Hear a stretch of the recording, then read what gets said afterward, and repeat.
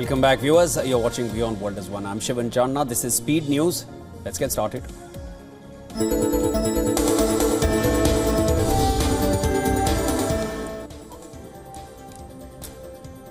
Indian Army says no overnight incidents of firing or shelling reported in areas along the international border with Pakistan. This marks the first night of calm in these areas since tensions flared up after the Pahalgam terror attack.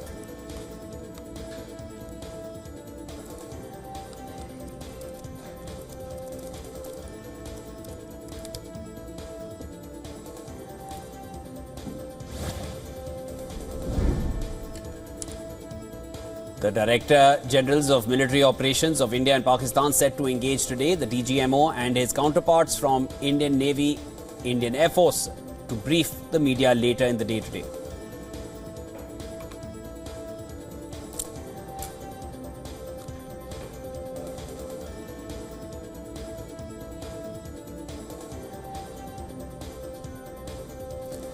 The United States and UK have urged India and Pakistan to maintain the current pause in military hostilities. US Secretary of State Marco Rubio discussed the situation with his British counterpart David Lammy. As per the US statement, the US State Department, Rubio also expressed US support for direct dialogue between India and Pakistan and encouraged continued efforts to improve communications. Meanwhile, the government of Brazil has also welcomed the agreement between India and Pakistan, calling it a positive step towards building mutual confidence and reducing tensions in the region.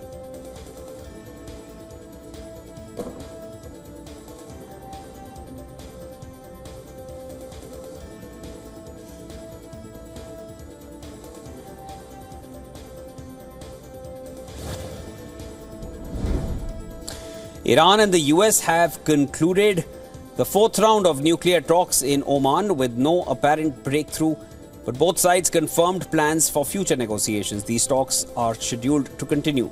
Iran described the meeting as difficult but useful, while a senior US official who spoke to AFP said Washington was encouraged by the talks. Iranian Foreign Minister Abbas, who led Tehran's delegation, said the fourth round of talks were much more serious and straightforward than the previous three rounds.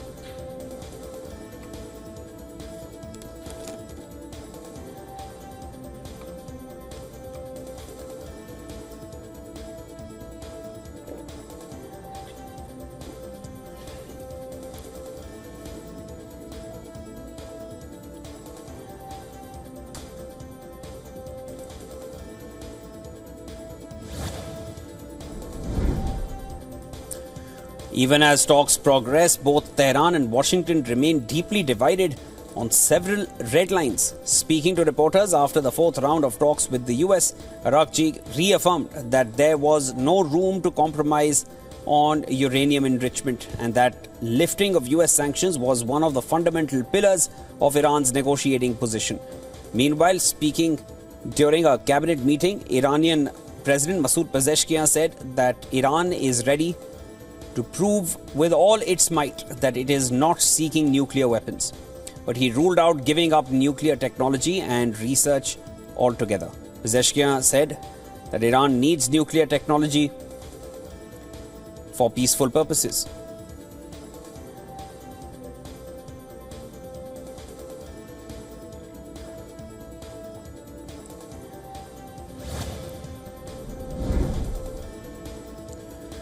Ukraine's President Zelensky has said he is ready to meet his Russian counterpart Vladimir Putin this week in Türkiye for talks after US President Trump said direct talks were needed to determine whether an end to the ongoing conflict is even possible. Zelensky had earlier said that Kiev was open to talks with Russia, but only after a ceasefire was in place. Zelensky's comments come after the Russian president proposed direct negotiations to end the conflict in Ukraine, but did not address a 30-day ceasefire proposal drawn up by European allies of Kiev. Speaking at the Kremlin in the early hours of Sunday, Putin proposed direct talks with Ukraine in Istanbul on the 15th of May.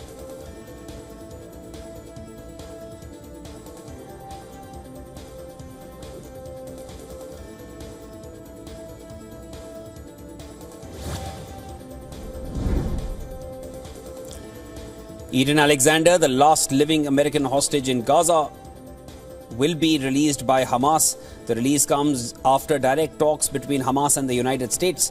And these talks are part of efforts to establish a ceasefire, reopen crossings, and to resume the delivery of aid.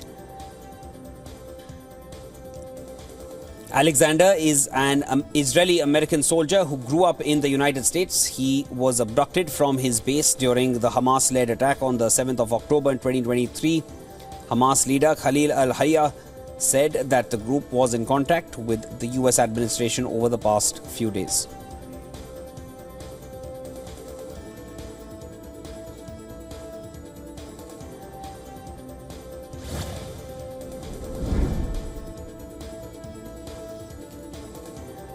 The mother of another Israeli hostage, Matan Zangaukar, has called for the release of his son from Hamas captivity.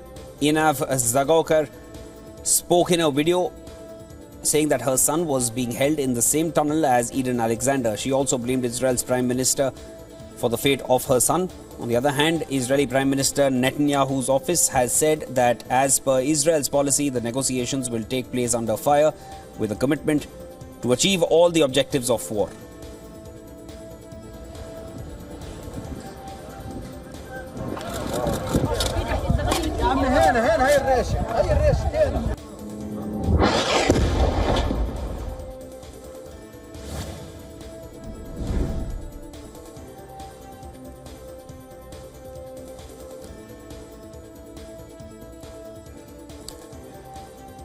Amidst these developments, the US Special Envoy to West Asia, Steve Witkoff, has denied the presence of any tensions between Netanyahu and Trump.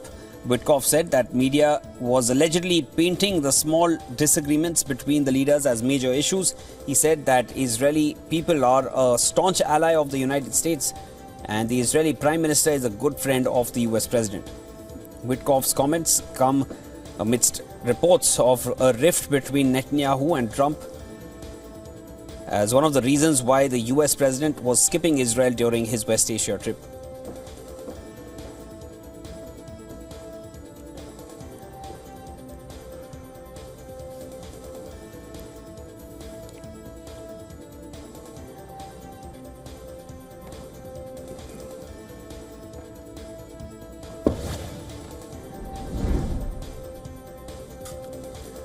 Israel attacked Hodeidah in Yemen, the Houthi Interior Ministry said on Sunday, and this is after the Israeli army said that it had warned residents of 3 ports under Houthi control, and Israeli army had warned them to evacuate. The strikes came shortly after Israel warned residents of Ras Isa, Hodeidah and Salif to leave. However, the head of the Houthi-run state news agency Sabah denied any Israeli attacks on Yemeni ports. There was no immediate comment on the attack from Israel as well. Sharing a post on X earlier, Israeli military officials urged the civilians in Yemen to evacuate these ports and stay away from them until further notice.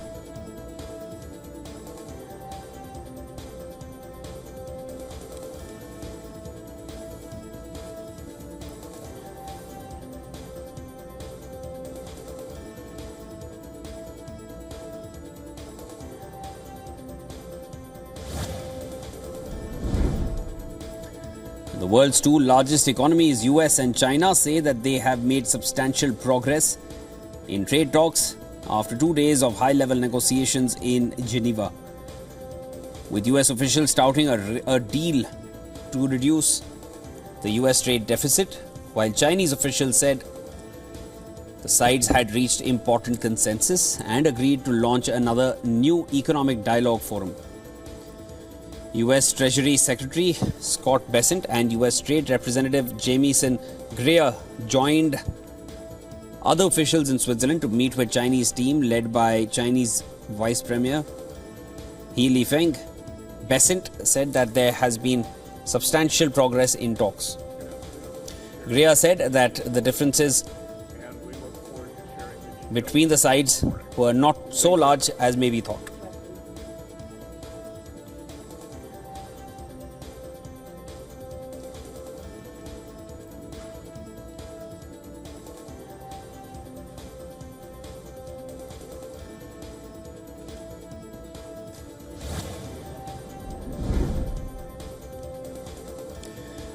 Philippines is voting in a crucial midterm election. The polls are being seen as a referendum on the explosive feud between Ferdinand Marcos Jr. and impeached Vice President Sara Duterte. The race will decide more than 18,000 posts from seats in the House of Representatives to hotly contested municipal offices. However, it is the battle for the Senate that carries potentially major implications for 2028's the presidential election. The 12 senators chosen will form half the jury in an impeachment trial for Duterte. The trial, scheduled for later this year,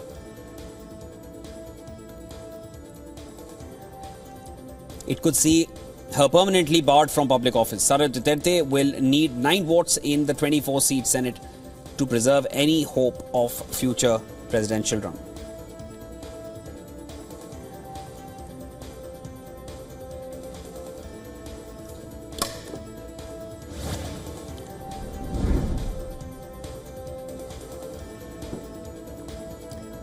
The Trump administration reportedly intends to accept a Boeing 747 plane as a gift from the Qatari royal family. The plane would be outfitted to serve President Trump as Air Force One, and Trump is heading to Qatar as part of his West Asia visit. A new commercial Boeing 747-8 costs approximately $400 million. If Trump receives and accepts this luxury plane from Qatar, it would be one of the most valuable gifts ever perceived and received by the US. The reward and the reports added that the plane was eventually donated to Trump's presidential library after he leaves office.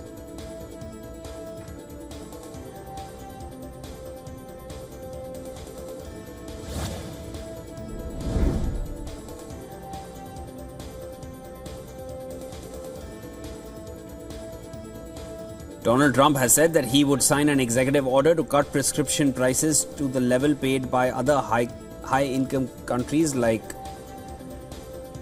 at 30% to 70% or 20% to 80%.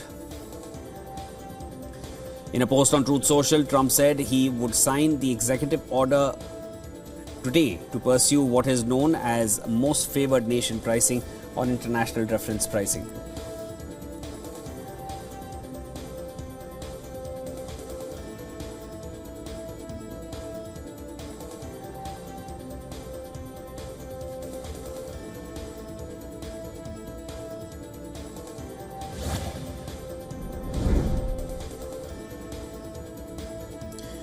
South Korea's former President Yoon Suk-yeol arrived for the third hearing of his criminal trial via the court's open entrance for the first time. He has been allowed to use the underground parking lot for the previous 2 hearings, but the court had recently denied the presidential security's request to use the underground site.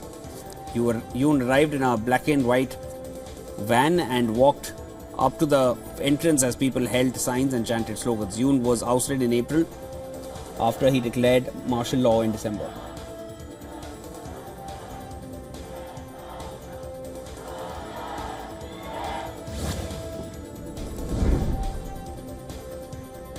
A deadly ambush in Ecuador's Amazon border region has killed 10 soldiers.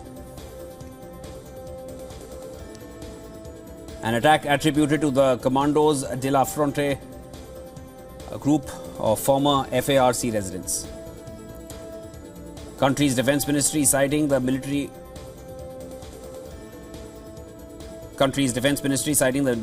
intelligence said that the assault involving explosives, grenades and rifles took place in Alto Punino of Orellana province, but 170 kilometers east of capital Quito. The ministry added that the attackers targeted 4 combat teams comprising of 80 soldiers that were conducting operations against illegal mining.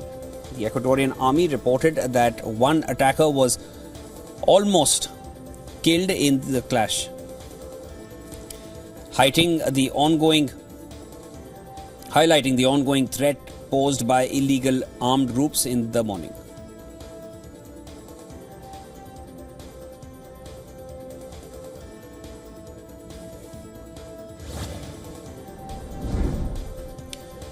Gunmen killed 23 people in 4 separate attacks in central India's Benue state, with many herders belonging to the Muslim Fulani ethnic group and many farmers, Christians. The attacks in the attacks by unidentified gunmen earlier in neighboring Plateau state left more than 100 people dead. Across the wider middle belt, including in Benue, land used by farmers and herders is coming under stress from climate change and human expansion, sparking deadly competition for increasingly limited space.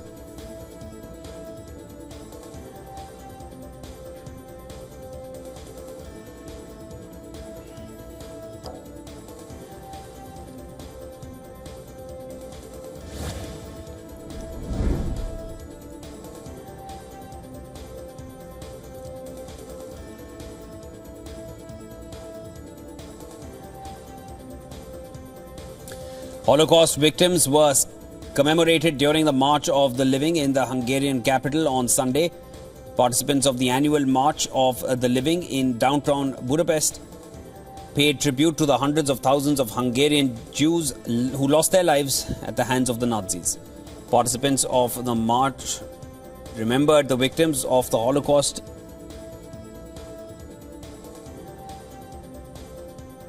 a poignant memorial and a monument to the Hungarian Jews who in the winter of 1944-45 were murdered by Hungary's own fascist Arrow Cross Party, whose death squads shot Jews en masse into the Danube River in Budapest.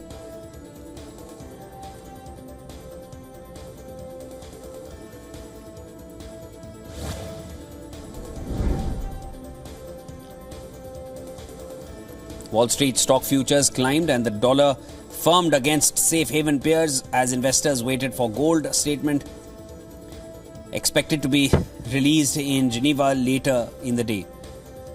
The United States and China ended high-stakes trade talks on a positive note, with the US officials touting a deal to reduce the US trade deficit, while Chinese officials said that the sides had reached important consensus. Experts say the weekend talks were better than expected. They added that both sides were under strong incentives and pressure to push forward trade talks. The US is facing supply chain pressure, while China faces challenges in GDP growth.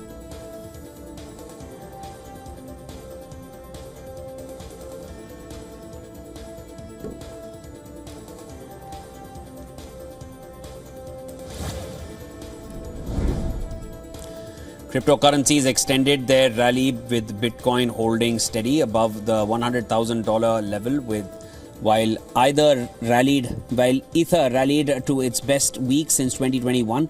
Overnight, it rose as high as 104,324, its highest level since January 2021. Pardon me, this is January the 31st. For the week, Bitcoin is up more than 6% and on pace for its fourth positive week in a row. The risk on sentiment bled into altcoins or cryptocurrencies that aren't Bitcoin, most of which have struggled to keep pace with Bitcoin's gains this year.